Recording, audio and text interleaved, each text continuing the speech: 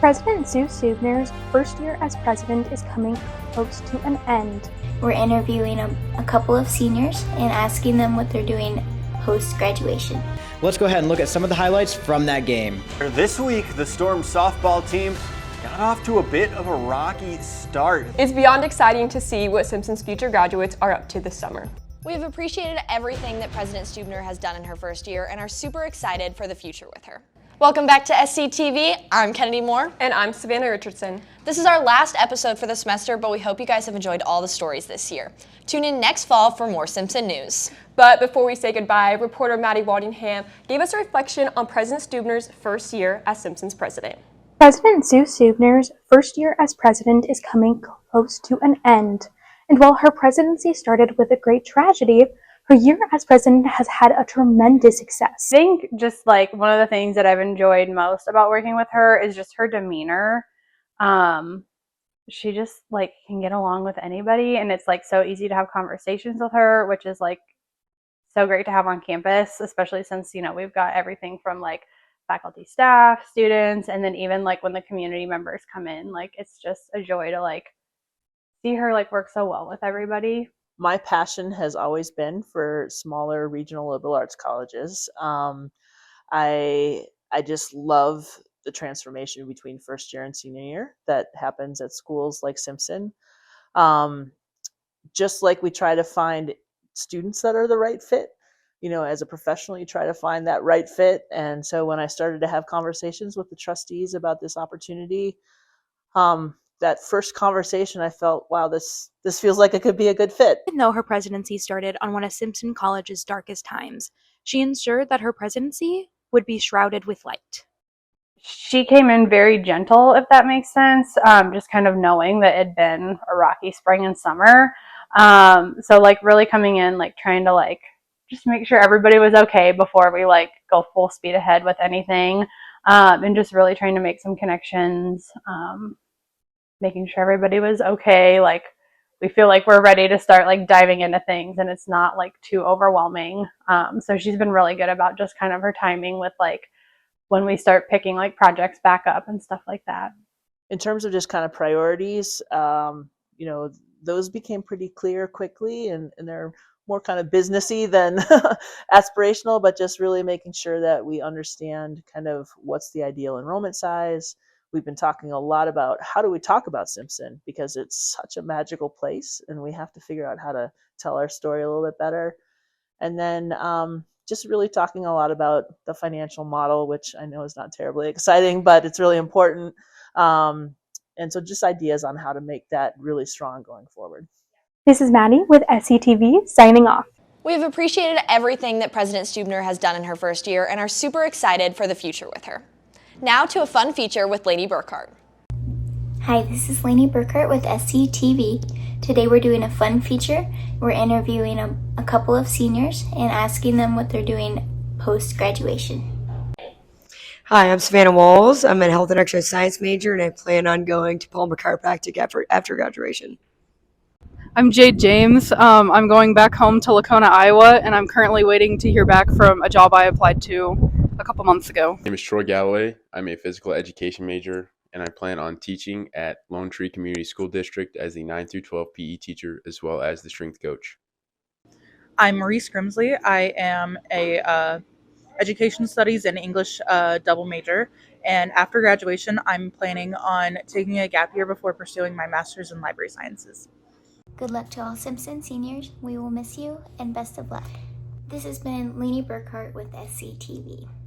It's beyond exciting to see what Simpson's future graduates are up to this summer. Kennedy, are you up to anything fun this summer? Yes, actually I'm going on a May term trip to Italy, so I'm really excited for that, and I have an internship. What about you, Savannah? I am not going on a May term trip. However, I do have an amazing internship opportunity here in Des Moines at KCCI. That's so awesome.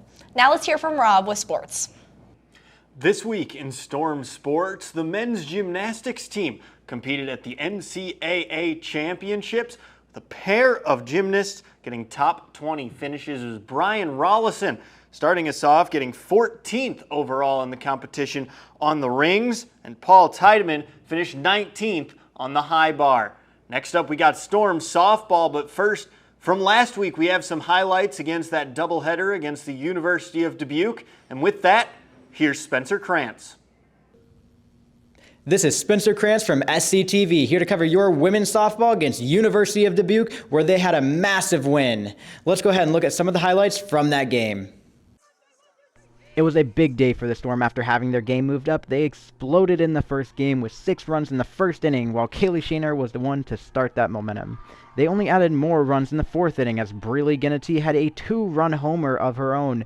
A special shout out to Marina Cronin, who only allowed 4 hits while pitching on the mound. Cronin was in complete control the whole game, putting up some major defense, not even issuing a single walk, keeping Dubuque off their mojo the entire game. And of course, the second game only got better, as in the 3rd inning they scored another 6 runs as well, with even more impressively, Breely Ginnity put on her 2nd home run of the day, making it 3 total for her season. Another shout out for the mound, with Emma Lefebvre putting up a shutout of her own, giving up just 2 hits in the 5 innings she had. Ashlyn Steen was the one to seal off the game with a 2-run home run in the 4th inning, finishing up the game and allowing Simpson to have a 2-0 win on the day against Dubuque. It was a complete team performance both offensively and defensively. The Storm will look forward to their next game against Nebraska Westland on Saturday, April 25th, also their Senior and Alumni Day. This was Spencer Krantz from SCTV. Thank you for watching. Thanks, Spencer. This week, the Storm softball team got off to a bit of a rocky start. They started off with a 7-3 loss to the Central Dutch out in Pella. Not a great first game there, but in game 2, they went on to get the 10-2 win and did not stop the rest of the week. The Storm then scored double digits in the rest of their games, all 4 of them. This weekend, they started off with Loris, an 11-3 win. Started off that one, got up 11-0 early. Just took the foot off the gas a little, but put it right back on in game 2, where the Storm won 12-2. Then just on Tuesday, the Storm competed against Buena Vista, who's currently in last place in the American Rivers Conference. The Storm did not let that impact the game at all. They didn't go easy in this one. They took the win 12-1 in game 1, then kept pedal to the metal in game 2, getting the 18-0 win in that one for the Storm. Moving on to the baseball side, the Storm swept Loris 20-7 in game 1 on Saturday. Fell off a little bit in game 2. In an 8-7 loss, the Storm tied that one up in the top of the 9th to keep the game alive, but a walk-off RBI single sent that one to an end for the Dewhawks, giving the Dewhawks the 8-7 win. And in game 3 on Sunday, the Storm just couldn't get it done. It was a 17-11 loss for the Storm. The Dewhawks won the series, but it was only the 2nd series loss for the Storm so far this season. And then they really made up for it on Tuesday. The Storm hosted the Central Dutch after taking 1 game from them last week. First game this week, the Storm in just 8 innings had a walk-off to win it 14-4 over Central. And in game 2, they kept it going. They went up 7-0 early. It got a little shaky in the middle, went down 7-6. They once again never wavered. The Storm scored 7 more unanswered to get the 14-6 win there. Storm tennis team lost 7-0 in 2 of their matches this week. They lost to Nebraska Wesleyan and Co. They will finish at home. I guess it'll be up in Norwalk as our courts are still being worked on here at Simpson. The Storm will face the University of Dubuque and Loris. And to finish things off, the Storm track and field team competed last Thursday at Central. In a quad meet, Storms really altered the schedule there. Supposed to head up to Augustana, but the women's 4x100 meter relay sets the school record. Team of Cooper, Thornburg, Moore, and McDaniel sets that school record. Not by much, but a school record is a school record any day.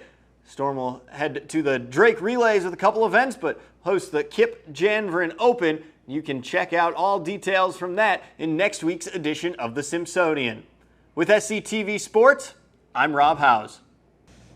Thanks, Rob. Make sure you continue to stay up to date with Simpson sports throughout May and maybe even into June. Thank you guys for tuning in this week. Get excited for next year. I'm Kennedy Moore. And I'm Savannah Richardson. Roll Storm!